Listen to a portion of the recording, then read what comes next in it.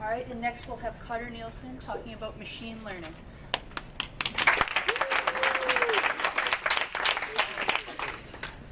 All right, so yeah, thank you everyone so much for coming today. As we just heard, my name is Carter Nielsen, and I'm going to tell everyone about my project building or evolving a self-driving car. So, to get started, first a little bit about myself, my background, and my inspiration for this project. So, ever since a couple years ago, when artificial intelligence got really big in the news, I kind of started following it. I kind of started becoming interested in it, and learning what I could on my own, which was very limited. Then senior year, I discovered CAPS, and it seemed like the perfect opportunity to really get invested in this subject. Also, the self-driving car idea came from the intersection between two passions of mine, cars and artificial intelligence. So it was really a perfect scenario for me. And since I was inspired to do it, it was a great experience to pursue through to the end. Awesome. So yeah. Self-driving cars, especially in the last year, there's been a ton of news. A lot of big, awesome companies like Tesla here have done a lot of work in the space, and the technology is really coming to fruition. Where in some people say in a couple years, everyone will be using self-driving cars. Yeah. So my question was, can I build one? And the answer was yes. Here we can see this is the final result of my project. It's a video of a simulation in a car steering itself down the highway. And you'll see it's pretty far. I wouldn't put this in a real car and put it on the road, obviously. But from what I'll explain, in the time constraints of 4 weeks, it was super encouraging to me that I was able to produce this result. Okay, so yeah, back to the big question. How do you build a self-driving car? So when I first began this process, the usual method of Googling it didn't really work out too well. Pretty quickly you come up with really confusing charts and diagrams like this, which I realized I might be kind of in over my head on this. Cars like this, or industry-leading models like Tesla, they have a lot of things I don't, like employees, a budget, and time. So yeah, that was the first challenge. So yeah, all this stuff would be too complicated for me. That was made pretty clear quickly. So yeah, digging in a little bit more past the first couple Google searches, I found a paper called End-to-End Learning for Self-Driving Cars. It's published by the NVIDIA Corporation, and it gave me my first kind of glimpse into a solution that could possibly work for me. For their solution, they basically propose aggregating a super large database of videos of real people in real cars driving. And for each point in that video, they record where's the steering wheel at, where are the pedals at, what are they doing. And then they try to get a computer program to as closely copy those videos as it can. So this method is called supervised learning. This is a really big idea. Supervised learning, as quickly as I can put it, is copying to the best of their ability, or a computer copying to the best of its ability what it sees before. So it doesn't know anything beyond what you give it. And this is what they were doing in their model. So they give a video, big database of videos, to this computer, and the computer tries to copy it. It can't really go beyond that. So the problem, as I found out with this, that video database is over 200 gigabytes, and I only had about 50 gigabytes of free space on my computer. So that was another challenge I'd have to address. Also, digging a bit more on their website, I found they have some pretty cool simulation software. It's pretty cool looking, looks almost real. That's what they advertise it as. But it's a data center solution. So it's not, I don't have a data center. So it definitely also realized that this was going to be more challenging. Also additionally, they wouldn't even let me ask them a question about it unless I owned a company or a startup. I don't know what you can see. But yeah, so yeah, also not the right approach. And even further, lowering the scope of my project to what I could possibly achieve in those 4 weeks. I definitely wasn't planning on addressing any of the ethical dilemmas or anything that we see. Yeah, so not going to worry about that at all. Not part of the project. So yeah, I'd have to keep this simple and basic. And to do that, I searched really hard. It was a really interesting research process, but I eventually came to the conclusion that this was possible, and there was a lot of factors that went into this. But I started at the beginning. So a self-driving car, what is it?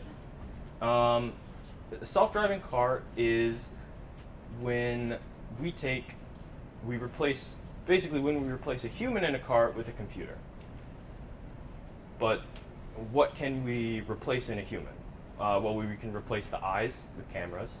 We can replace the ears with microphones. We could replace the legs and hands with motors. But what do we replace the brain with? And that's the tricky part. That's the big question in artificial intelligence. So let's think about what a brain is on a very basic level. A brain could possibly look something like this, where the circles here are your neurons, and those arrows there are connections between them. Everyone here has a brain that is made up of a lot of those, a lot of neurons and a lot of connections between them. Some neurons, these X's here, are like inputs. So they're your eyes, your senses. They give information to your brain. Some of the neurons, like the Y, are outputs. They go to your muscles. They go to anything else that you need to control in your body. And then we have what's in between. And that is where the big question lies. So information goes in through your senses, flows through all the different neurons in your brain, and then comes out in your muscles. And so in this case, if we put this brain inside a self-driving car, fed some camera images to it, it puts out steer left. And so, yeah, that would control a motor, that would turn the wheel left. Basically the same thing as a person. So goes in through the eyes, goes through the brain, out into the muscles, that says steer left. Awesome. So the big problem is we can't take a human brain and put it in a car. So how do we decide on the actual connections in the brain and the structure of it? That's the big question. So here are two examples of two possible brains we could put in a car. How do you know which one will work better? I don't. It's impossible to just look at them and be able to tell.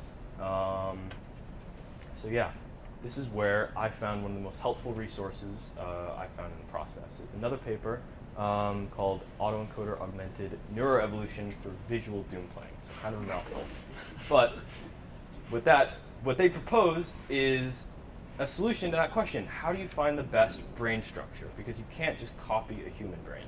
Well, they say start with something random, kind of like how life on Earth started with just basic single-celled organisms. And then following the principles of evolution, just as a single-celled life form evolved over time, over a lot of time, into the humans we are today, that initial brain, that jumble of neurons and connections inside a computer, could evolve using the same principles of natural selection into a brain that we could put into a car. So, evolution, a quick recap on that. The biggest idea is natural selection, and this is super important, and I'm going to go through really quickly how it works in this project. So, just like life on Earth started as single-celled organisms, these simulated brains we put into cars start as basically random structures, random neurons and random connections between them, and it doesn't really do anything. Over time, we have to decide what brain does what. So we can put that brain into that simulated car and just test it. So if we put these random brains each into their own car, the first one will crash, and that can happen. The second one moves forward, and the third one reverses. So one of these behaviors is probably better than the others. And so just like in natural selection, where the species that are better fit for their environment move on to reproduce, the brains that are better fit, so brain 2, because it's the only one that moves forward, is the best fit for its environment, or driving. And so the brain 2 creates more of itself in the population. And so over time, we pick out the best brain structures, the traits of the best brain structures, and make more cars like that. Great. And so, over time, there's supposed to be a video there, but it's not showing. No problem. I'll tell you what it is. It's a video of a self-driving car moving. So basically, over time, over millions of generations, just like in real evolution, that ideal brain structure for driving is discovered. And that is the process that I used in my project to a smaller degree. So yeah, there's a video there of a car actually driving, or my model working in a car, but it's not there, so sorry about that. There it is. Oh, no, it was hiding. Okay. So yeah, awesome. So yeah, the results. The results were super, super encouraging for a lot of reasons. When I first started this process, it was totally like a black box.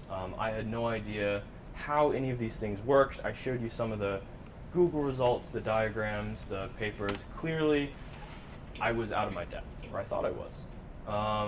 In reality, like you saw in those videos, I was able to use a data set of less than 1 gigabyte compared to the over 200, which was still small comparatively to some of the ones that they use in the industry right now.